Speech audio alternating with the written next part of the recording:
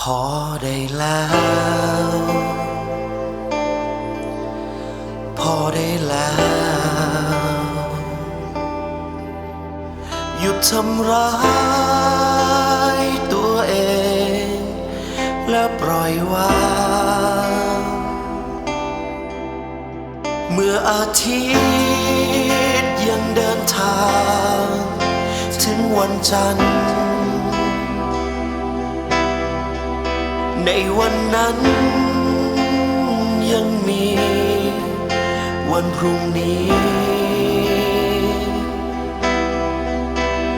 แล้วยังต้องกักขังใจแค่ล่องลอยของการเวลาเก็บไว้เตือนนำพาแล้วเริ่มใหม่พอได้แล้วพอได้แล้ว